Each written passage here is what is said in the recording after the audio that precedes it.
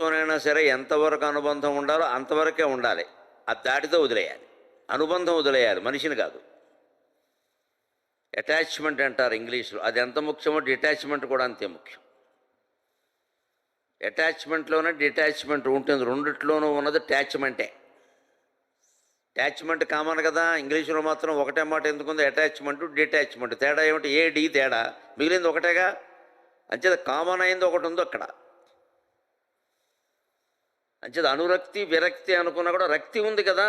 రక్తికి అను అనే ఉపసర్గ చేరిస్తే అనురక్తి వచ్చింది, వి అనే ఉపసర్గ చేరిస్తే విరక్తి వచ్చింది. మరి మూలం ఒకటే కాకపోతే ఉపసర్గలు ఎలా చేరుస్తారండి? ఉపసర్గ అంటే ప్రిపోజిషన్ అంటారు ఇంగ్లీష్లో. ప్రిపోజిషన్, దాని ముందు ఒక పదం ముందు చేర్చేదాన్ని ప్రిపోజిషన్ అంటారు ఇంగ్లీష్లో. చివర చేరిస్తే టెర్మినేషన్ అంటారు.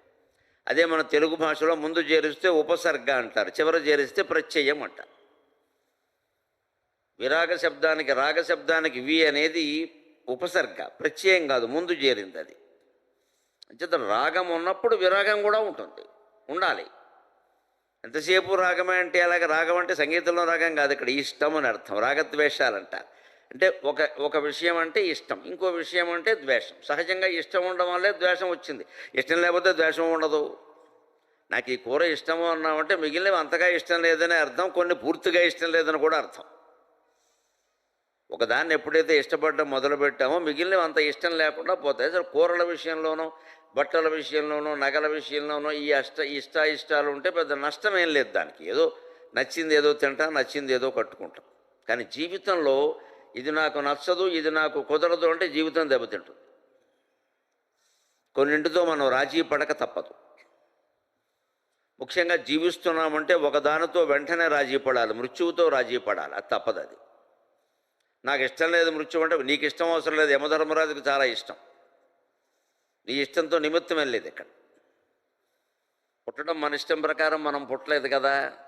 అలా అనుకుంటే అందరూ ధనవంతుల కుటుంబాల్లో అందరూ అందమైన తల్లిదండ్రులకి, అందరూ ఐశ్వర్యం ఉన్న వాళ్ళకి, అందరూ పెద్ద పెద్ద అధికారంలో ఉన్న వాళ్ళకి పుట్టేవారు. పేదవాళ్ళ కుటుంబాల్లో ఎందుకు పుడతారు? అంచేత పుట్టుక మన చేతిలో లేనట్టే మృత్యువు మన చేతుల్లో లేదు. వీటి విషయంలో మనం రాజీ పడుతున్నాం కదా, వీటి విషయంలో మనం రాజీ పడుతున్నాం. అలాగే జీవితం, ఈ పుట్టుకకి మృత్యువుకి మధ్యలో ఉండే జీవితంలో కూడా రాజీ పడాలి. రాజీ పడడం అంటే ఓడిపోవడం కాదు, అక్కడి నుంచి సుఖంగా ఉండడం. రాజీ పడనంత వరకు ఏ తగాదైనా మీరు చూసుకోండి, కోర్టు తగాదాలు కానీ, వ్యక్తిగతమైన గొడవలు కానీ, రాజీ పడనంత వరకు ఇరుపక్షాల వాళ్ళకి తలనొప్పి. ఇరుపక్షాల వాళ్ళకి తలనొప్పి. ఎప్పుడు కోర్టు వాయిదా వచ్చినా మళ్ళీ తలనొప్పి, వెళ్ళాలరా బాబు అని. ఏదో ఒక కాగితం చూస్తారు, మళ్ళీ వాయిదా వేస్తారు. అదే ఒక్కసారి ఏదో రకంగా కాస్త అవతల వాడిని పిలిచి మధ్యవర్తులను పెట్టి రాజీ పడ్డాం అనుకోండి, అయిపోయింది, ఇంకేం లేదు ఇక్కడ. ఓ 10,000 అటో ఇటో ఏమైంది పెద్ద విషయం. అలాగే జీవితంలో మనం కొన్ని విషయాలు రాజీ పడాలి. అలా రాజీ పడితే ఆ జీవితం ఎంత వైభవంగా ఉంటుంది అనేది ఇక్కడ వైరాగ్య వైభవం అనే అంశంగా మనం చెప్పుకుంటున్నాం. అంచేత వైరాగ్యం అనేది పాజిటివ్ క్వాలిటీ తప్ప నెగటివ్ క్వాలిటీ కాదు. వైరాగ్యం అంటే అన్నీ వదిలేయడం కాదు, ఉన్నదాంతో సంతృప్తిగా ఉండడం. అది మనం గ్రహిస్తే బాగుంటుంది. వైరాగ్యం అంటే వదిలేయడం కాదు. నేను వదిలేమని ఎవరు చెప్పలేదు. మహర్షులైన వాళ్ళు కూడా సంసారాలు చేశారు, వాళ్ళకి పిల్లలు ఉన్నారు. ఒక్కొక్కరికైతే 100 మంది సంతానం ఉన్నారు. వశిష్ఠుడికి 100 మంది సంతానం. కానీ వాళ్ళతో ఆయన అటాచ్మెంట్ ఎలా ఉందంటే, వాళ్ళు ఉన్నంతకాలం వాళ్ళకి విద్యాబుద్ధులు చెప్పించాడు. విశ్వామిత్రుడు శాపం కారణంగా 100 మంది ఒక్కసారే పోయారు. నమ శివాయ అన్నాడు, అంతే, మళ్ళీ మాట్లాడలేదు. ఇంకా దాని గురించి ఆలోచించడం, మళ్ళీ విశ్వామిత్రుడి మీద కక్ష కట్టడం, ఆయన కుమారుల్ని ఈయన శపించి, ఇదంతా చేయలేదు. ఇంకా వాడికి ఏదో అనిపించింది, కర్మ పోనే, వీళ్ళ కర్మ అలా ఉంది, పోనే, వదిలేయి అన్నాడు. అరుంధతీదేవి వదిలేసింది. అదే విశ్వామిత్రుడు తనకి కోపం వచ్చిన వాళ్ళని అలా వదలలేదు. దాని చివరి వరకు దాని అంతు చూద్దామని చూశాడు. ఏమైంది? చివరికి ఆయనంతే చూశారు అందరూ. అనేక విషయాల్లో వశిష్ఠుడితో రాజీ పడక తప్పలేదు విశ్వామిత్రుడికి. చివరికి విశ్వామిత్రుడు పాపం వశిష్ఠుడు అంత తపస్సు చేసినా ఒక కోపిష్ఠువాడిగా చరిత్రలో మిగిలిపోయాడు. వశిష్ఠుడు ఆయన ఒకే రకమైన ఋషులు. విశ్వామిత్రుడు కూడా బ్రహ్మర్షి అయ్యాడు. ఆ మాట వశిష్ఠుడే అన్నాడు, నువ్వు బ్రహ్మర్షివయ్యా, ఏమీ తేడా లేదు, నువ్వు నేను సమానమే అన్నాడు. కానీ చరిత్రలో విశ్వామిత్రుడన్నా, దుర్వాసుడన్నా, పరశురాముడన్నా ఏమంటాం? కోపిష్ఠి అంటాం. వశిష్ఠుడు అంటే పరమశాంతం ఉంటాం. వశిష్ఠుడు కోప్పడిన సందర్భాలు కూడా కొన్ని ఉన్నాయి, అనవసరంగా శపించిన సందర్భాలు కూడా ఉన్నాయి. అంత ఏమీ పూర్తిగా వశిష్ఠ మహర్షి పరమశాంతమూర్తి ఏం కాదు. కానీ ఆయన చాలా విషయాల్లో రాజీ పడ్డాడు, కొన్నింటికి వదిలేశాడు, కొన్నింటికి ఏదో పట్టుకున్నాడు, తట్టుకున్నాడు, తర్వాత తెలిసింది అప్పుడు వదిలేశాడు. ఈ రాజీ చివరి వరకు విశ్వామిత్రుడు పడలేకపోయాడు. అంచేది వెరసి జీవితంలో ఇవాళ ఆధునిక జీవితంలో వైరాగ్యం చాలా ముఖ్యం. ముఖ్యంగా వస్తువులు కొనే విషయంలో నాకు ఈ వస్తువు అక్కర్లేదు అంటే నీకు 50,000 మిగిలాయి, కావాలంటే 50,000 ఈఎంఐ అయ్యాయి. అక్కడి నుంచి 10 నెలలే కదా, నెలకు 5,000 కదా, మనకు 2 లక్షల జీతం ఉంది కదా అని ఈఎంఐ కట్టాం ఈ వస్తువు కోసం, ఈ సోఫా కోసం. ఈ 10 నెలల పాటు 5,000 భారమైందా లేదా? పైకి ఈ 5,000తోనే మొదలైందా? 2 లక్షలకి ఇంచుమించు ₹1,00,000 పైన ఈఎంఐలు అప్పటికే ఉన్నాయి రకరకాల కారణంగా. ఇంటి లోను, కారు లోను. వీళ్ళు పుణ్యక్షేత్రానికి వెళ్ళాలంటే అప్పు చేస్తున్నారు. ఏమన్నారు? అప్పు చేసి పుణ్యక్షేత్రానికి వెళ్ళమని ఏ పురాణంలో ఉందంటే 18 పురాణాలు చదివాను నేను, ఎక్కడా లేదు. నువ్వు ఇంట్లో కూర్చుని దేవుణ్ణి చూడవయ్యా అని చెప్పారు పురాణాల్లో. నీ ఊరికి ఖర్చు పెట్టుకుని వెళ్ళమని చెప్పలా. అందుకే పూర్వకాలం తీర్థయాత్రలన్నీ నడిచి చేసేవాళ్ళు. నడిస్తే ఖర్చే ఉంది, పైగా వ్యాయామం, ఒంటికి మంచిది. పైగా కథలు చెప్పుకుంటూ వెళ్ళేవారు. కాశీ మజిలీ కథలన్నీ అప్పుడే పుట్టాయి. ఖర్చు ఏం లేదు వాళ్ళకి. ఏదో దారిలో కాస్త చీకటి పడేసరికి ఎక్కడో ఒక ఊళ్ళో ఆగేవారు, ఎవరో ఇంటి వాళ్ళు ఇంత అన్నం పెట్టేవారు, లేకపోతే వాళ్ళ అరుగు మీద వీళ్ళే కాస్త వండుకునేవారు. ఆ పూట ఏదో గడిపేసేవాళ్ళు. ప్రయాణంలో ఏం తింటే ఏమిటి. అందుకే అధ్వాన్నం అనే మాట వచ్చింది, గమనించాడు.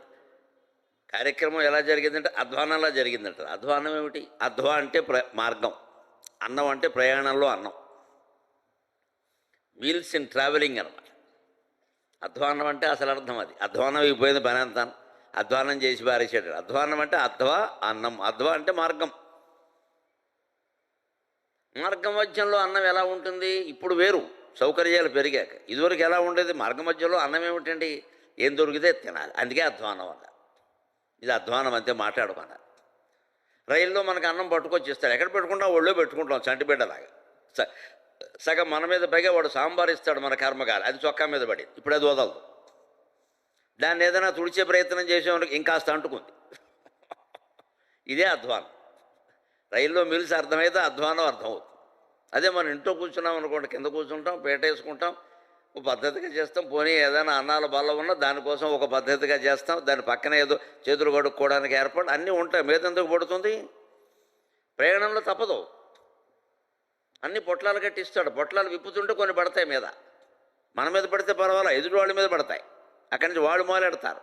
మనం మాంసాహారులం, వారు శాకాహారులం అయితే ఇక హోరాహోరీ యుద్ధమే. నా ఆచారం పాడైపోయింది అంటాడు. దీని నుంచే వచ్చింది అధ్వాన్నం అని. అందుకని ప్రయాణంలో అన్నం అనేది ఎలా ఉంటుందో, ఏం దొరికితే అది దాన్నే తినేవారు. ఇవాళ యాత్రలు కూడా ఎలా ఉన్నాయంటే ముందే పెడుతున్నారు. 10 రోజులు కాశీ యాత్ర, ప్రతిరోజు పులిహోర, స్వీటు, పెరుగుతో భోజనం. ఏదో అడ్వర్టైజ్మెంట్ ఇది. కాశీ ఎందుకు వెళ్ళడం దీనికి? కాశీ అంటే వైరాగ్యం. భోజనం కోసం కాశీ పెడతావా?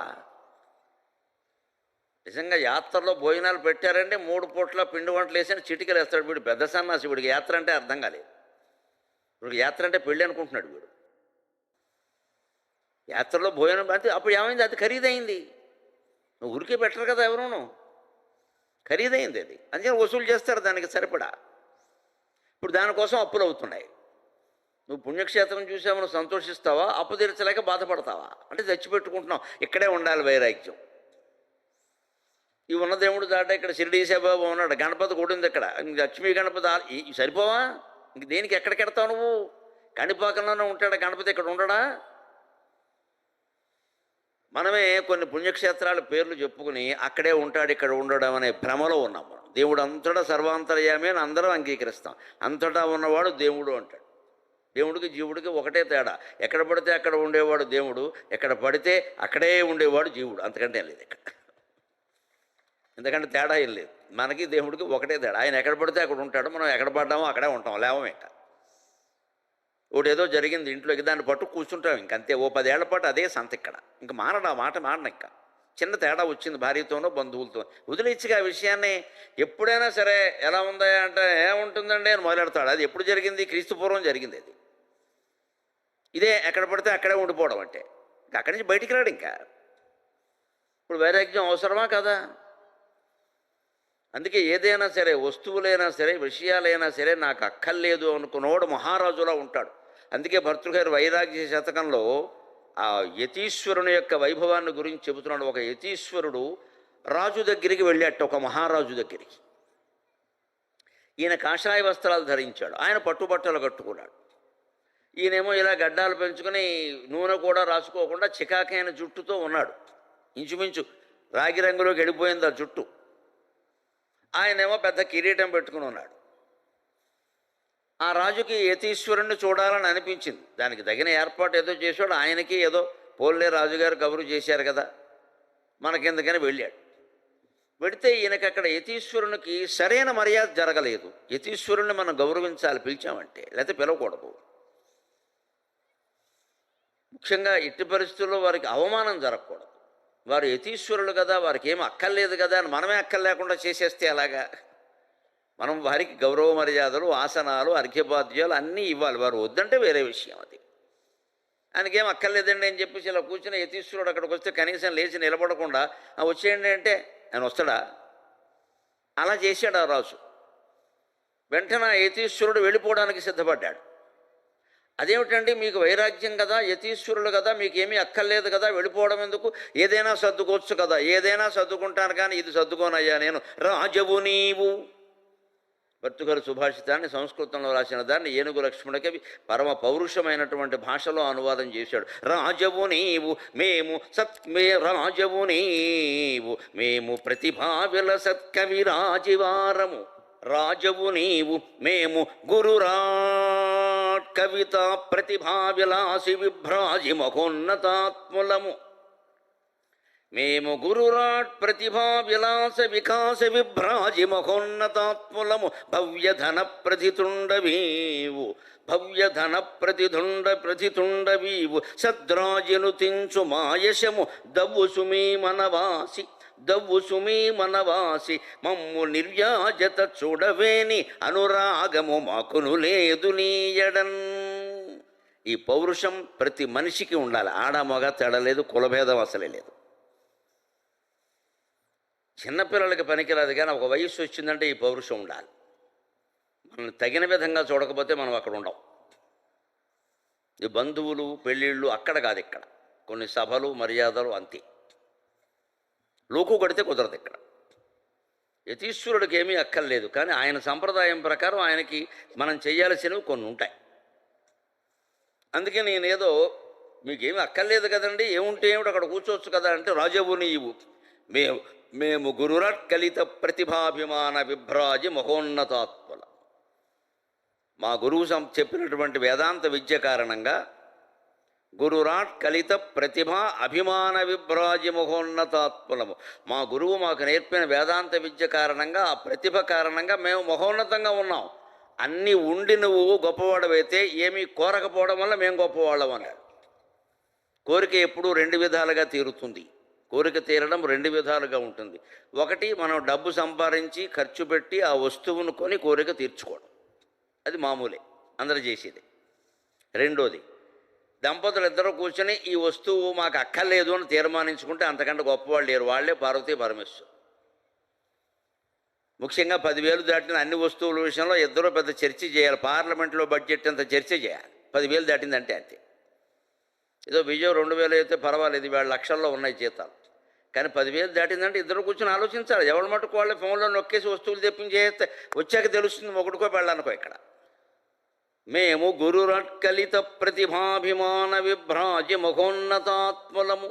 మేము నేర్చుకున్న వేదాంత విద్య కారణంగా మా ప్రతిభ మాకుంది, మాకేది అక్కర్లేదు. నీకు అన్నీ కావాలి అనడం నీ పద్ధతి అయితే, ఏది అక్కర్లేదు అనడం మా పద్ధతి. నిజానికి మేము నీకంటే ఎక్కువ వాళ్ళం.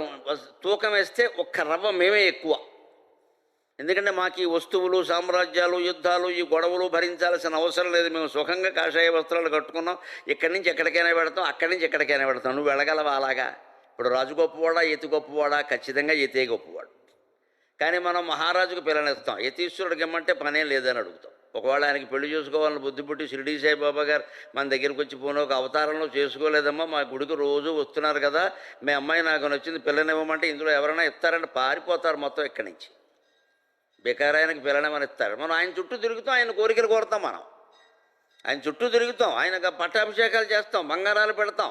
ఆయన వచ్చి పొరపాటుని సరదా పుట్టి పిల్లనివ్వమని అడుగుతాం. నీకేం బుద్ధి అయ్యా అని అడుగుతాం ఇక్కడ. ఎందుకంటే మా నల్లుడు మళ్ళీ అమెరికాలో ఉండాలి, ఆస్ట్రేలియాలో ఉండాలి, కోట్లు సంపాదించాలి. ఆయనతో ఇద్దరు కలిసి వచ్చి గుళ్ళో దండం పెట్టుకోవాలి. ఇదే మన నాటకం అంటే. మనం వాడుతున్న పెద్ద నాటకం. అందుకే ఏ దేవుడు మనని కటాక్షించడు, అనుమానం వల్ల మనం మోసగాళ్ళం. మన మనస్సులో ఉండేది వేరు, మనం ప్రదర్శిస్తున్నది వేరు. మన మనస్సులో కావలసింది భోగం. పరమ వైరాగ్యానికి మూర్తి భవించిన దైవం షిరిడీశ, ఆయనకి దండం పెడుతున్నాం. నీకు వైరాగ్యం లేదు, పచ్చి మోసం అది.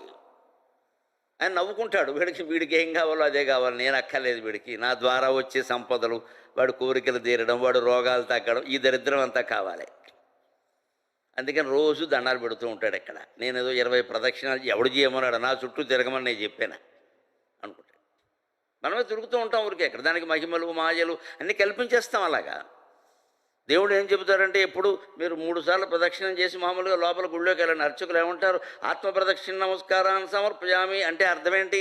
ఇంతవరకు నా చుట్టూ తిరిగే జాలే సన్నాసికి నువ్వు చుట్టూ తిరగమని. నీ చుట్టూ నువ్వు తిరుగు. నువ్వు ఎంతసేపు గుడి చుట్టూ తిరిగినా నీకు ఏమీ తెలియదు, కాళ్ళు లాగితే వ్యాయామం అవుతుంది. ఎందుకంటే ఊరికే చుట్టూ తిరిగాం, వదలవలసినవేం వదలలేదు. మనం ఒకసారి తిరిగామంటే రజో తమోగుణం వదిలేయాలి. నిద్ర, ఆలస్యం, బద్ధకం, హింస మళ్ళీ రావద్దు. ఇంకా రెండోసారి తిరిగామంటే రజోగుణం వదిలేయాలి. పోటీలు, పంతాలు, కష్టాలు, కార్పణ్యాలు ఏది వదలలేదు. మళ్ళీ అప్పడం గురించి గొడవే 6 గంట.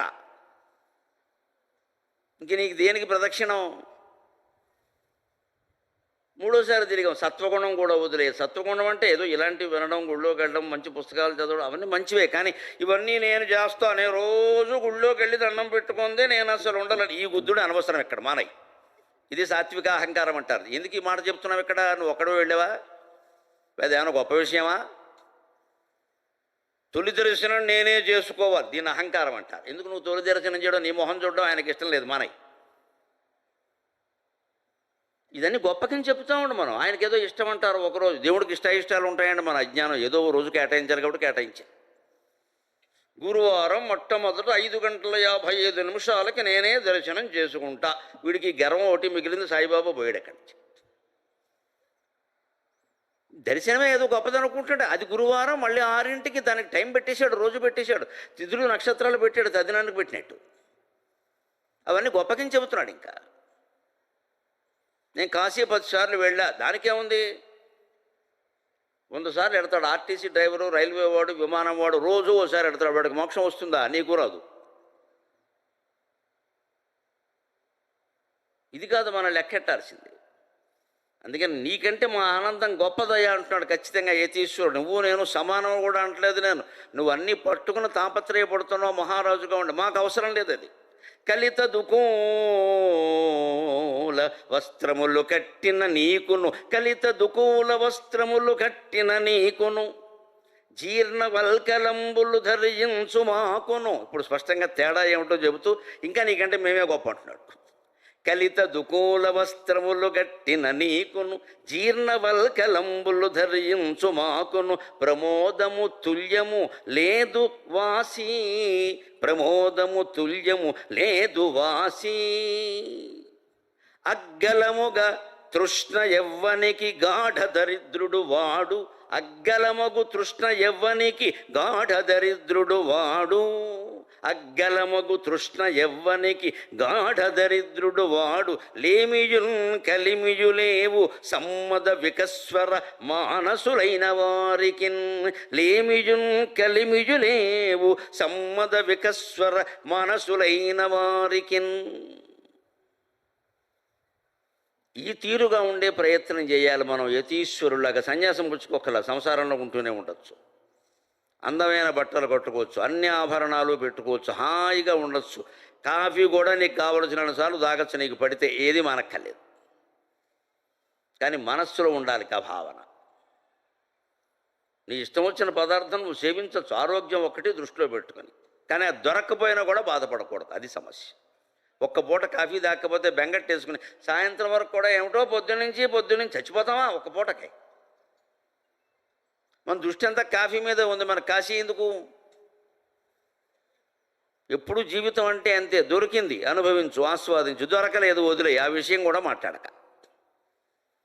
మళ్ళీ ఆ విషయం మాట్లాడుతున్న రోజు చేసేవాళ్ళు వాళ్ళు చేయలేకపోయాం, పూజ అయినా సరేనమ్మా, రోజు చేసేవాళ్ళు ఒకరోజు చేయకపోతే అంత బాధపడి ఏడవక్కర్లేదు. దీనే సాత్విక అహంకారం అంటారు, చేదస్తం అంటారు. రోజు చేస్తున్నావు కదా, అమ్మవారు ఏమైనా లెక్క రాసిందా? ఆబ్సెంటేజీ పని మనిషికి ఉద్యోగులకి ప్రజెంట్ వేసినట్టు ఇంటూ గుర్తు టిక్కు గుర్తు ఏమైనా పెట్టిందా అని లెక్కలేస్తుంది ఆవిడ. మనం ఈ చేదస్తం పెట్టేసుకుంటాం, ఎందుకంటే దానికే ఏదో భగవంతుడు లొంగిపోతాడని మన ఆలోచన, అజ్ఞానం ఇది. దానికి లొంగడం. నువ్వు చేసినా చేయకపోయినా నీ మనస్సు ఎక్కడుంది అనేది భగవంతుడికి కావాలి. ఆ మనస్సు ఒకటి పట్టించుకోవాలంటే వైరాగ్యము ఉండాలి. ఏమీ అక్కర్లేనప్పుడే మన మనస్సు భగవంతుడి మీద ఉంటుంది. ఏదన్నా కావాలంటే దాని మీదే ఉంటుంది, దేవుడి మీద ఎందుకు ఉంటుంది? అందుకని రాజుతో ఏమంటున్నాడంటే యతీశ్వరుడు, కలిత దుకోల వస్త్రములు కట్టిన నీకును, దుకోలం అంటే మంచి పట్టుబట్టలు కట్టుకున్నావయ్యా, అటువంటి నీకు జీర్ణవల్కలంబులు ధరించు మాకును ప్రమోదము తుల్యము. బట్టల కోసం వేలకు వేలు లక్షలు ఖర్చు పెట్టేవాళ్ళు జాగ్రత్తగా ఆలోచించండి, ఆనందం ఎక్కడుందో అర్థమవుతుంది. నువ్వేమో పెద్ద పట్టుబట్టలు అవి కట్టుకున్నావయ్యా, కిరీటాలన్నీ పెట్టుకున్నావు, నేనేమో కాషాయం బట్టలు కట్టుకున్నాను, నీకు నాకు వస్త్రానికి సంబంధించిన ఆనందం సమానమే అన్నాడు. సమానమేనా? అంతేనమ్మా. పట్టు చీర కట్టినా, నార చీర కట్టినా, కాటన్ చీర కట్టినా ఒక్కటే ఆనందం ఉంటుంది మన మనస్సులో. ఆనందం మనస్సులో ఉంటుంది, చీరలో ఉండదు. ఈ చీర కట్టిన ఆనందం ఎంతసేపు ఉంటుంది అంటే 10 మందిలోకి వచ్చిన తర్వాత అన్నాక ఎవరూ పట్టించుకోలేదనుకో, ఎందుకు పర్లేక అనిపిస్తుంది, అయిపోయింది కదా. నీ ఆనందం ఎంత అంటే నువ్వు ఎందుకు కట్టుకున్నావు చీర, నీ కోసం కాదు, ఎవడో పట్టించుకోవాలి. ఎంత చీరండి పిన్నిగారు ఎక్కడ కొన్నారు అనాలి వెంటనే. ఇదివరకైతే ఈ దరిద్రం ఒక్కటే ఉండేది, ఇప్పుడు ఇంకో అష్టదరిద్రం జోడింపోయింది. ఈ చీర ఫోటో పట్టుకెళ్ళి ఫేస్బుక్లో పెడతారు, స్టేటస్లో పెడతారు. దానికి ఎన్ని బొటన వేళ్ళు, ఎన్ని చిటికెన వేళ్ళు, ఎన్ని కామెంట్లు. నీ బోడి చీరకి ఇంత అవసరమా ప్రపంచం? నువ్వు ఒక్కతివే కట్టావా చీర? అసలు ఇప్పుడు చీర కట్టేవాళ్ళు తగ్గిపోయారు, నమస్కారం. నువ్వు కట్టిన డ్రెస్ గురించి అంత ఆలోచన నీకున్నాక దేవుడు ఎందుకు? అందరం భక్తులమే. అసలు భక్తికి మనకు అర్థం తెలియదని అందుకే దేవుడు మన కటాక్షించట్ల. గుళ్ళు గుళ్ళే, గోపురాలు గోపురాలే, ప్రవచనాలు ప్రవచనాలే, యాత్రలే, మన దుఃఖమే. అలాగే ఉందండి. ఏది ఎందుకు జరిగిందో తెలియదు ఇంట్లో. నీకు నిజమైన భక్తి ఉంటే, నేను భగవత్పాదాల సాక్షిగా చెబుతున్నానమ్మా, నిజంగా నువ్వు భక్తురాలవైతే నీ ఇంట్లో కష్టం ఉండదు, సుఖమే ఉంటుంది. ఖచ్చితంగా సుఖమే ఉంటుంది. కష్టం వచ్చింది అంటే మన లోపం ఉంది ఖచ్చితంగా అక్కడ. లేదు, దైవభక్తుడు అయిన వాడికి కష్టం రాదండి. రాకుండానే అమ్మవారు ఆపేస్తుంది అక్కడ. భక్తి ప్రియ, భక్తి గమ్య, భక్తివశ్య, భయాపహ. భక్తికి పరమలక్ష్యం ఏమిటంటే భయాపహ, భయాన్ని పోగొడుతుంది ఆవిడ. కష్టం వస్తేనే కదా మనం భయాన్ని పోగొడుతుంది. ఒకవేళ ఏదో జన్మాంతర కర్మ ప్రకారం వచ్చిందని అనుకుందాం, దాన్ని భరించే శక్తినైనా ఇస్తుంది ఆవిడ. పెద్ద కవచం ఒకటి ధరించిన తర్వాత ఏ అస్త్రం మీదకి వచ్చినా బెంగ ఏం లేదండి. ఏమీ ధరించిన వాడికి బెంగ. కానీ బ్రహ్మాండమైన కవచం ఒకటి ధరించాక ఏ అస్త్రం వస్తే ఏమిటి? అర్జునుడి దగ్గర చాలా విలువైన అస్త్రాలు ఉన్నాయి అందరికీ. అర్జునుడిని మించిన వీరుడు ఎవడు? జగదేక వీరుడు అంటే భారతంలో అర్జునుడే. కానీ ఆ అర్జునుడిని దుర్యోధనుడు గడగడలాడించాడు. ఎప్పుడు? 14వ రోజున అభిమన్యు వధ మరునాడు. ఈయనేం ప్రతిజ్ఞ చేశాడు? సాయంత్రం సూర్యాస్తమయం అయ్యేలోగా అభిమన్యు వధకి కారణమైనటువంటి సైంధవుడిని చంపుతానని ప్రతిజ్ఞ చేశాడు. వీలైతే ఇంకా దాన్ని ప్రోత్సహించిన వాళ్ళని కూడా లేపేస్తానని చెప్పాడు. ఏం ఆలోచించకుండా ఆవేశంలో ప్రతిజ్ఞ చేశాడు. శ్రీకృష్ణుడు చాలా కోపడ్డాడు. ఏమిటి ఇలా ఎవరికీ చెప్పకుండా ఏమిటి ప్రతిజ్ఞలన్నీ అర్థం లేకుండా ఏమనుకుంటున్నావు? కానీ నిన్ను ఏదో రకంగా కాపాడడం నాకు తప్పదయ్యా, అందుకని నేను కాపాడుతాను, కానీ ఇక ముందు ఎప్పుడు ఇలాంటి పిచ్చి పనులు చేయక అని ఏదో రకంగా రథం తోలుకుంటూ ఆయన వెడుతుంటే ఏమైంది తెలుసా పరిస్థితి? దుర్యోధనుడు ద్రోణాచార్యుడి దగ్గరికి వెళ్ళాడు. మీరు అర్జునుని ఎదుర్కోండి అన్నాడు. ఆయనకి ఇష్టం లేదు ఎదుర్కోవడం. ఒకటి శిష్యుడని ప్రేమ, రెండోది వాడు కొడుకు చచ్చిపోయి ఏడుస్తున్నాడు. వాడు పౌరుషంలో ఉన్నాడు. ఆ మాత్రం అవకాశం ఇస్తే ఇప్పుడు సైంధవుడు ఏం అభిమన్యుడి కంటే గొప్పవాడా? పోతాడు. సైంధవుడిని కాపాడటం కోసం నేను వెళ్ళి నా శిష్యుడితో పోరాడటం ఏంటి? సైంధవుడు ఏమైనా పరమ పవిత్రుడా? వాడికి 3-4 పెళ్ళిళ్ళయి 5వ పెళ్లి చేసుకోవడం కోసం వెడుతూ దారిలో ద్రౌపదీదేవిని మానభంగం చేయబోయాడు వాడు వాడి క్యారెక్టర్. అప్పటికి 3-4 పెళ్ళిళ్ళు అయ్యాయి, దుస్సలు కాదు, ఇంకా చాలామంది ఉన్నారు వాళ్ళు. వీళ్ళు ఉండగా మళ్ళీ 5వ పెళ్లి కోసం వెడుతున్నాడు. అక్కడ పెళ్లి కూతురు నిర్ణయం అయింది. ఆ పెళ్లికి వెడుతూ దారిలో పాండవుల ఆశ్రమం ఉందని తెలిసి అక్కడికి వెళ్ళి ద్రౌపది ఒంటరిగా ఉందని ఆవిడ మానభంగం చేద్దామని ప్రయత్నం చేశాడు. ఇంత వెధవ కోసమా ద్రోణాచార్యులు ప్రాణత్యాగం చేయాల్సింది? ఆయన ఇవన్నీ మనస్సులో పెట్టుకున్నాడు. దుర్యోధనుడితో అంటే కుదరదు, సాయంత్రానికి ఉరి తీసేస్తాడు. ఆ మాట అనలేదు. నాకు కష్టమయ్యా అర్జునుడిని ఎదిరించడం. మీరు ఎదిరించరు, మరి మాకు ఎదిరించడం వల్ల కాదు, ఏం చేయాలంటే అప్పుడు ద్రోణాచార్యులు నువ్వు ఇలారా అని పిలిచి ఒక కవచం ఇచ్చాడు. కవచం ఇది పరమం పవిత్రం అని ఒక కవచం ఇచ్చాడు. ఆ కవచం ఆయనకి తొడిగాడు. అది దుర్యోధనుడు కూడా విప్పుకోలేడు, అలా తొడిగేసి ఈ కవచం నీ ఒంటి మీద ఉన్నంతకాలం అర్జునుడు కాదు కదా, కృష్ణుడు కూడా నిర్ణయం చేయలేడు వెళ్ళు అన్నారు. నిజంగానే అంత పరిస్థితి వచ్చింది. అక్కడ ఏ బాణం పనిచేయట్లేదు. అర్జునుడు ఆశ్చర్యపోయాడు, ఏ బాణం పనిచేయట్లేదు. మరి పని చేయకపోతే పోయేవాడిని వదిలేద్దామనడానికి లేదు, ఎందుకంటే ముందుకెళ్ళాలి. దుర్యోధనుడు అడ్డంగా ఉన్నాడు, వీడిని దాటుకుని సైంధవుడి దగ్గరికి వెళ్ళాలి. అప్పటికి 5 గంటలు అయింది, 5:30కు సూర్యాస్తమయం అయిపోతుంది, అది మార్గశిర మాసం. అక్కడికి వెళ్ళిపోవాలి, సమయం అయిపోతుంది, టైం బౌండ్ ప్రోగ్రామ్ ఇది. లేకపోతే ప్రతిజ్ఞ ఏం చేశారంటే పిచ్చాయని చంపితే చంపుతాను లేకపోతే లేదని కాదు. ఇక్కడ వాడిని చంపలేకపోతే నేను అగ్ని ప్రవేశం చేస్తానన్నాడు. ఇప్పుడు ఇది రెండోదో ఖాయం. ఇక్కడ ఇంత క్లిష్టమైన పరిస్థితి వచ్చినా అర్జునుడు భయపడలేదు, శ్రీకృష్ణుడు భయపడనివ్వలేదు, కాపాడాడమ్మా. ఆత్మవిశ్వాసం, పరమాత్మ విశ్వాసం ఉంటే ఎంత పెద్ద సమస్యనైనా ఎదుర్కోగలం, అనుమానమే లేదు. ఏమొచ్చినా కంగారు పడకూడదు. మీ ఇంట్లో పూజామందిరంలోకి వెళ్ళండి, దేవుడి కాళ్ళ మీద చేతులు పెట్టండి, ఆయన్ని శరణ వేడండి. స్వామి, నా శక్తి కొద్దీ నేను ప్రయత్నం చేస్తాను, నీ కరుణ ప్రసరిస్తే తప్ప ఏం జరగదు అని ఆయన వేడుకుంటే తప్పనిసరిగా కరుణ ప్రసరిస్తుంది. బాబాగారు కరుణ ప్రసరించిన తర్వాత బ్రహ్మాండ భాండాలు బద్దలైపోతాయి. మిగిలిన విషయాలు పెద్ద విషయం కాదు. ఇక్కడ భగవత్ కరుణ ప్రసరించాలే కానీ బ్రహ్మాండ భాండాలు బద్దలైపోతాయి, పెద్ద విషయం కాదు అది. మనకు ఆ నమ్మకం ఉండాలి, అలా చెయ్యాలి. అర్జునుడు అలా నమ్మాడు. అందుకని ఎంత ప్రయత్నించినా ఆ కవచం మీద బాణాలన్నీ ఇలా పడిపోతున్నాయి. ఎంత గొప్ప బాణం వేసినా, మామూలు బాణాలు కాదు, అస్త్రాలే ఇచ్చాడు, అవన్నీ పడిపోతున్నాయి. అప్పుడు కృష్ణుని అడిగాడు, ఏమిటిది బావా అన్నాడు. ఆయన చెప్పాడు, గురువును గౌరవించావు కదా, గురువే గురువిందకింజ అయ్యాడు. ఇప్పుడు గోవిందనామం ఈయనే పెట్టాడు ఆయన నీకు, ఆ గురువే వేశాడు ఈ కవచం. కవచం వాడికి విప్పుకోవడం చేత కాదు, అందుకని ఎక్కడ చీల కొట్టాలో అక్కడ దాన్ని చీల కొట్టు, అప్పుడు అది పోతుంది అన్నాడు, ఉపాయం చెప్పాడు. దాంతో అర్జునుడు ఏం చేశాడు, కవచానికి ఎప్పుడు ఇంతవరకు ఉంటే ఇక్కడ వరకు ఉంటుంది, కానీ ఇది కూడా ఉండదు. ఇది గోత్రం అంటారు. అంటే గ్లౌజులను తొడుగుతూ ఉంటారు, అవి ఉంటాయి ఇక్కడ వీరులు. ఇక్కడ దాన్ని గోత్రం అంటారు సంస్కృతంలో. తెలుగు ఇంగ్లీష్లో గ్లౌజు, రెండు ఇంచుమించు ఒకటే. ఈ అధవ భాష సంస్కృతం నుంచే పుట్టింది, దాన్ని మింగేసించే వరకు అని అక్కడవే. అందుకని ఇక్కడ ఈ గోత్రం ఎక్కడైతే ఉందో గ్లౌజు, ఇది సరిగ్గా చేతికి అంటుకునే చోట గట్టిగా కొట్టు, రక్తం వచ్చేయాలి. దాంతో వాడే చికాకుపడి విప్పేసుకోవాలి. అలా కొట్టాడు మొత్తం 2 చేతుల మీద. ఒక 1000 బాణాలు వేసాడు 5 నిమిషాల్లో. వాటికి తట్టుకోలేక వాడే చీల్చేసుకున్నాడు. దెబ్బకి ఇంకో బాణం వేసాడు, పారిపోయాడు. అది ఉపాయం. అంచేత కవచం, భక్తి అనేటువంటి కవచాన్ని మనం ధరించి ఉంటే జీవితంలో బాధలు అనేటువంటి అస్త్రాలు మన ఏమీ చెయ్యలేవు, మనం బయటపడిపోతాం. ఆ భక్తి కవచం ధరించాలి. నిజమైన భక్తి ఉండాలి, మొక్కుబడి భక్తి కాదు. ఇక్కడ నిజమైన భక్తి ఉండాలి. భగవంతుడు నమ్మేమంటే నమ్మడమే అంతే. ఇక లోకంలో ఎవరిని మనం ఊరికే నమ్మాల్సిన అవసరం లేదు. నమ్మినట్టు నటిస్తే చాలు, గొడవలు వద్దు. కాబట్టి నిజంగా నమ్మొద్దు, నమ్మినట్టు నటిస్తే చాలు. నమ్ముతున్నామంటే అయ్యి బాబాయ్ నిన్ను కాకపోతే ఎవరైనా నమ్ముతావు అన్నమే. లోపల మాత్రం నేను నమ్మను, దేవుణ్ణి ఒక్కనే నమ్ముతాను అంతే. ఆయన చూసుకుంటాడు. అదే చెబుతున్నాడు ఇక్కడ. నువ్వు ఇన్ని ఖరీదైన వస్త్రాలు కట్టినా, మేము మామూలు వస్త్రాలు కట్టినా ప్రమోదము తుల్యము. బట్టలు కట్టడం వల్ల నీకు ఉండే ఆనందం ఉందే, అది సమానమే. ఎందుకంటే నలుగురు మెచ్చుకుంటే తప్ప నీ పట్టు బట్టలకి, నీ పట్టు చీరకి విలువ లేదు. నా కాషాయానికి ఎవడూ మెచ్చుకోవాలని నేను అనుకోవడంలా. కాబట్టి నీకంటే నేను ఆనందంగా ఉన్నా. నీ ఆనందం ఇతరుల మీద ఆధారపడింది మహారాజా, నా ఆనందం నా మీదే ఆధారపడింది. ఇప్పుడు ఎవరు గొప్పవాళ్ళు ఆలోచించండి, ఎవరు గొప్పవాళ్ళు ఆలోచించండి. మన ఆనందం ఇతరుల మీద ఆధారపడిందంటే మనం బానిసలమైపోయామన్నమాట. కాఫీ తాగడం సహా అన్నిటికీ వర్తిస్తుంది.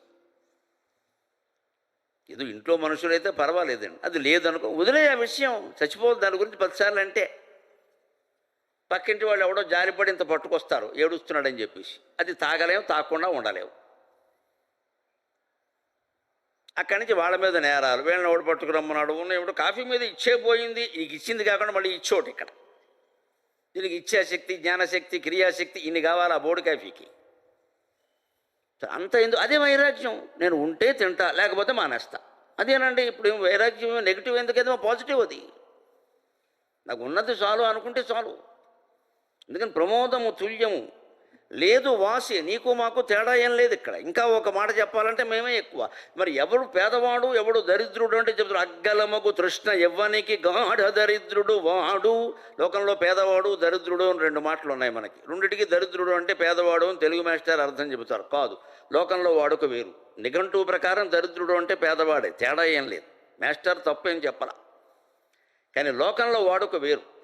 పేదవాడు అంటే సహజంగా లేనివాడు, దరిద్రుడు అంటే ఎన్ని ఉన్నా చాలనివాడు. ఇప్పుడు ఎంతమంది దరిద్రులు ఉన్నామో లెక్కెట్టుకుందాం.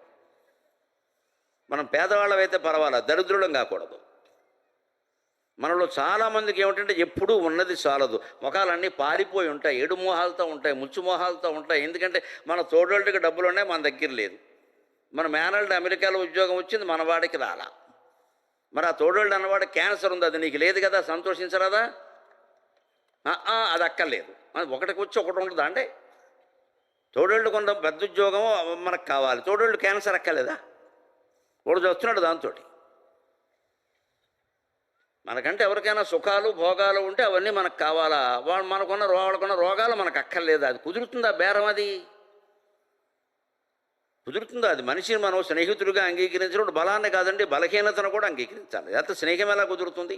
భార్య అయినా అంతే, స్నేహితుడైనా అంతే. ఆవిడ బలాన్ని కాదు బలహీనతను కూడా అంగీకరించాలి. ఆ బలహీనతని భర్తే అర్థం చేసుకుని ముందుకు నడిపించాలి. ఆయన ఆక్షేపిస్తే ఎలాగా? నాకు తెలుసు, ఏం పర్వాలేదు, నేను ఉన్నాను కదా అని ధైర్యం చెబితే కొన్నాళ్ళకి ఆవిడ బలహీనత బలంగా మారుతుంది. నాకు ఆయన ఉన్నారండి, నాకేంటి. అందుకని దొరికింది కదా, ఇంకా ఆవిడని ఆక్షేపించడానికి. కానీ వచ్చిన వాళ్ళందరి దగ్గర ఈ బలహీనత మాట్లాడితే ఏమైపోతుంది? కాపురం బలహీనం అయిపోయింది. భార్య ఎలాగూ తప్పదు, కానీ కాపురం బలహీనం అయిపోయింది. అంచేత అర్థం చేసుకుంటే మనిషిని వివాహమైన స్నేహమైన బలాన్ని బలహీనతని రెండింటినీ అర్థం చేసుకోవాలి, రెండింటినీ సొంతం చేసుకోవాల్సిందే. ఆ బలాన్ని మనం ఉపయోగించుకోవచ్చు, బలహీనతకు మనం ఉపయోగపడతాం. ఏమైంది నష్టం? ఇప్పుడు సరిపోయిందిగా. ఇప్పుడు వైరాగ్యం గొప్ప గుణం అండి. అందుకే వైరాగ్య వైభవం అని పెట్టాను. వైరాగ్యంతో ఉంటే వైభవంతో ఉంటాం. దేన్ని వదులుకోకల్లా, ఉన్నది చాలు అంటే చాలు. అందుకని లేదు సుమి అగ్గలమగు తృష్ణ ఎవ్వనికి గాఢ దరిద్రుడు వాడు. ఎవడికి విపరీతమైన దురాశ ఉంటుందో వాడు దరిద్రుడు. అంటే నిజంగా లేనివాడు కాదు. లేమియున్ కలిమిజులేవు సమ్మద వికస్వర మనసులైన వారికి. సమ్మద వికస్వర వికస్వరమైన మనస్సు అంటే ఎప్పుడు సంతోషంతో హాయిగా ఎప్పుడు పలకరించా సరే. ఎలా ఉన్నారని అంటే బ్రహ్మాండంగా ఉన్నామయ్యా, కాసేపు కూర్చో, కబులు చెప్పుకుందాం, ఇది సమ్మదం అంటే. అంతేగాని పలకరించగానే ఏమిటో ఈ మధ్య కొంచెం వద్దు, ఈ డాన్స్ వద్దు. వాడి దగ్గర ఎందుకు చెప్పాలి మన నొప్పులు, మన కప్పులు, మన అప్పులు? వాడు ఏమైనా తీరుస్తాడా? 16 వైద్యాలు చెబుతాడు ఇక్కడ. అసలు ఇక్కడ వైద్యం జరుగుతుంది, ఇది జరగనివ్వడు. నీకు తెలియదు. ఆకుతీగపాడు పక్కన తోకతీగపాడులో ఓ డాక్టర్ ఉన్నాడు అంటాడు. ఇప్పుడు అక్కడికి ఎవడు పోతాడు? అందుకే మన రోగాలు ఎవరి దగ్గర చెప్పొద్దు. అసలు డాక్టర్ దగ్గర చెబుతున్నాం కదా, వాళ్ళు చూస్తున్నారు కదా, వాళ్ళు నమ్మాలి కదా. ఒక వైద్యం 6 నెలలైనా జరగాలి కదా. వీళ్ళు మార్చేస్తున్నారండి, యూట్యూబ్లు చూసి మా వైద్యాలు మార్చేస్తున్నారు, సొంతంగా కూడా చేసేసుకుంటున్నారు. యూట్యూబ్ వాడు డాక్టరా? లేదా ఇంక డాక్టర్లు ఎందుకు? ఇక వాళ్ళకి ఏమైనా క్వాలిఫికేషన్ ఉందా, అర్హత ఉందా? వాడు తోచింది వాడు చెబుతాడు, మనం ఆ వైద్యం పాటించడం ఏంటి? అసలు మనకి నచ్చేసరికి అది గొప్పదనిపిస్తుంది. ఇదంతా మనసు చేసే మాయ. యూట్యూబ్లు ఎందుకు నమ్ముతూ ఉంటే నాకు నచ్చింది, అది అపాయింట్. నీకు నచ్చితే వైద్యం అయిపోతుందా? వైద్యం అంటే హితం. మనకి నచ్చినా నచ్చకపోయినా అది మనకి మేలు చేస్తుంది. అందుకని చెబుతున్నాడు ఇక్కడ, ఎవరు సమ్మద వికస్వర మానసులు, ఎప్పుడు సంతుష్టి మనస్సులో ఉంటుందో వారికి కలిమిజు లేవు. ఉండడం లేకపోవడం అనేది ఏమి ఉండదయ్యా అన్నాడు. దాన్ని హితోపదేశం అనే గ్రంథంలో ఇంకా అందంగా చెబుతాడు. ఆ వైరాగ్యం సంతుష్టి ఎలాంటిది అంటే, సర్వా సంపత్తయస్తస్య సంతుష్టం యస్య మానసం, సర్వా సంపత్తయస్తస్య సంతుష్టం యస్య మానసం, ఉపానద్గూఢపాదస్య నను చర్మావృతైవ భోః. రోడ్డు బాగా లేదండి, బాగాలేదు. పిహెచ్సిలో రోడ్లన్నీ ఇంతే, బాబా గారి గుడి ముందు కూడా ఇంతే. ఏమిటో ఎప్పటికీ ఎన్నాళ్ళు తిట్టుకుంటావు ఇలాగ మిత్రమా? నీకు దమ్ముంటే నీ డబ్బు పెట్టి రోడ్లు వేయించు, నీ వల్ల కాదు. పోనీ ఎవరన్నా కార్పొరేటరో ఎమ్మెల్యేనో ఉంటే నీకు చెప్పి వేయించు, అది నీ వల్ల కాదు. మాకు సైనిక్పురంలో ఒకసారి మేము కొత్తగా వచ్చి 2 ఏళ్ళు అయిన తర్వాత అక్కడ ఏదో రోడ్లు సరిగ్గా లేవు. ఆ ముందు మెయిన్ రోడ్డు వరకు బాగున్నాయి, లోపలికి రావడానికి బాగా గోతులు గొప్పులుగా నేను పడుతున్నాను. అవి నేను అవన్నీ చెప్పను ఎవరికైనా. పడితే అయిపోయాయి, మనం బయటికి కదిలేదే తక్కువ, దీని గురించి మళ్ళీ పెద్ద కంప్లైంట్. కానీ పాపం అక్కడ స్థానిక ప్రజలు నన్ను ఆశ్రయించారు. మీకు చాలా పలుకుబడి ఎక్కువ కదండి, నాయకులు మీరు కలుస్తూ ఉంటారు కదా, కాస్త చెప్పండి ఈ రోడ్లు వేయమన్నాను. చెప్తాను లేవయ్యా అన్నాను. దానికి కలిశాడు పాపం, ఎమ్మెల్యే కలిశాడు. ఇప్పుడు 10 ఏళ్ల క్రితం మాట కలిశాడు. కలిస్తే ఓ సభలో ఇలాగే ఎమ్మెల్యే గారు కాస్త ఈ రోడ్డు చూడండి. అయ్యి బాబు గురువు గారు, మీరు చెప్పాక మళ్ళీ తేడా ఉంటుందండి, రోడ్డు వేసాకే మీకు కనిపిస్తా అన్నాడు. ఆయన మాట నిలబట్టుకున్నాడు. ఇంతవరకు మళ్ళీ కనపడ్డా.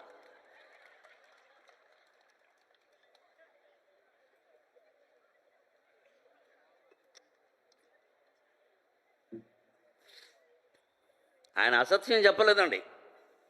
రోడ్డు వేసాకే కనపడతానని చెప్పాడు కదా, కనపడలేదు, రోడ్డు వేయలేదు, ఏమీ తేడా లేదు. మంచిది, ఇప్పుడు ఎవరిది? మనదే తప్పు.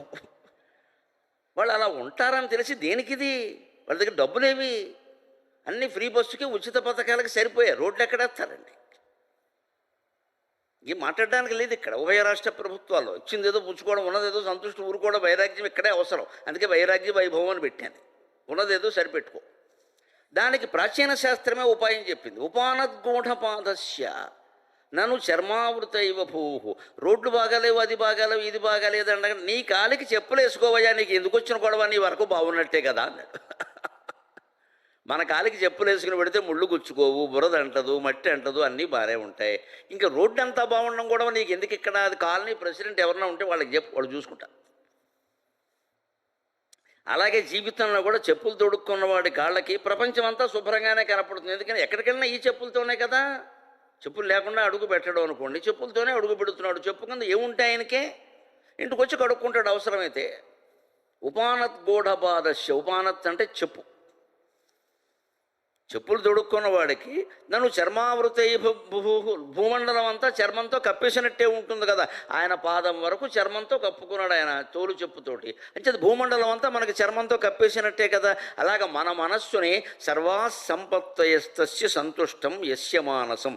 మన మనస్సులో కనుక సంతృప్తి అన్న ఒక్క మాట ఉంటే ఇవాళ యువతరం ఎవరు ఆత్మహత్య చేసుకునే అవసరం ఉండదండి. ఆలోచించండి. ఎందుకు అన్ని అవసరమా? మొగాళ్ళని అడిగితేనేమో ఆడాళ్ళ మీద తోసేస్తారు. వాళ్ళు చెప్పారండి అంటూ. వీళ్ళని అడిగితేనేమో నేనెందుకు చెప్పానండి, ఆయనే కొన్నాడండి అంట.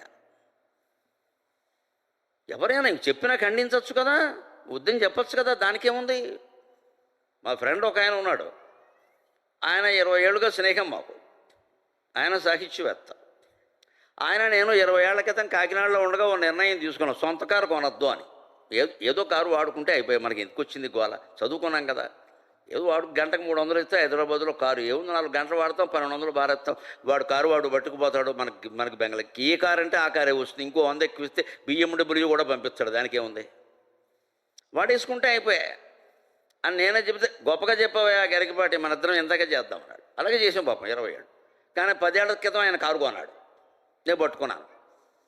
ఏమయ్యా కొనకూడదని అనుకున్నాం కదా, నేను ఎంతవరకు కొనలేదు, నువ్వు ఎందుకు కొన్నామని అంటే ఒక సరదాకు మాట చెప్పాడు. మరి నిజమో సరదా కానీ, కారు కొనకపోతే మా ఆవిడ విడాకులు ఇచ్చేస్తానని చెప్పిందే, అందుకని కొన్నాను అన్నాడు. నేను వెంటనే అన్నాను, మనకు చమత్కారం, ఎంత గొప్ప ఛాన్స్ వదిలేసుకున్నావయ్యా. కారు ఖర్చు వదిలిపోయేది, పెళ్ళం వదిలిపోయేది, ఒక దెబ్బకి 2 పెట్టలు కదా, ఎందుకు వచ్చిన గొడవ ఇదంతా. కారు కొనకపోతే విడాకులు ఇచ్చేస్తా. నేను ఆవిడని అడిగి, ఆవిడ పక్కనే ఉంది పాపం. ఏమమ్మా నేనెందుకు అంటానండి, మీకు తెలియదండి, ఈయనేనండి కొన్నారని ఏదో అంటాను, దానికేముంది, దానికి అంత విలువ ఇచ్చారా, ఇది ఎరికిచ్చారా కనుక ఒక దండకం జరిగింది. అప్పుడు అన్నీ వస్తాయి కదా, పాతాళ లోకం నుంచి అన్నీ వస్తాయి. ఇక్కడ కాపురం చేసేవాళ్ళని కదిపామంటే పాతాళ లోకం నుంచి వస్తుంది. భీష్ముడి దగ్గరికి గంగ వచ్చినట్టు వస్తుంది. ఎప్పుడెప్పుడో వస్తాయి. అమావాస్య నాడు అట్టెట్లేదు, పొన్నమ్మ నాడు బూరెట్టలేదు, అవన్నీ వస్తాయి, మొత్తం వచ్చాయి. అప్పుడు నేను తేలిపోయాడు, వద్దబ్బాయి మన మనసులో ఉంది ఇది, ఆవిడ మీద ఎందుకు గెంటుతావు, ఆవిడ అంటే మాత్రం నేను ఒప్పుకోమని చెప్పారు. పైగా కారు కొనకపోతే విడాకులు అంటే శుభ్రంగా ఎంత సుఖం ఇది. ఏ భరణం కోరకుండా విడాకులు సంతకం పడిస్తే అయిపోయా. దానికోసం కొంటారండి. ఒకళ్ళ మీద ఒకడు తోసుకోవడం కాదమ్మా ఇలాగ. వారు చేశారు, వీరు చేశారు. నీ ఎవరు తోస్తారు? ముందు కారు తొయ్యాలి. కారు ఆగిపోయిన దారిలో దీన్ని తొయ్యాలి కదా. ఈ తోసుకోవడం ఎలా ఉన్నా ఏదైనా అంతే. సర్వాసంపత్తయస్తస్య సంతుష్టం యస్య మానసం. మనస్సులో కనుక మనకు సంతృప్తి ఉంటే ఏమీ ఎవరికి మనం తల వంచాల్సిన అవసరమే లేదండి. మనం ఉన్న జీతంతో 2 లక్షలు అక్కర్లేదమ్మా, 50-60 వేలు చాలు, సుఖంగా బతకచ్చేద్దాం. Audio Jungle.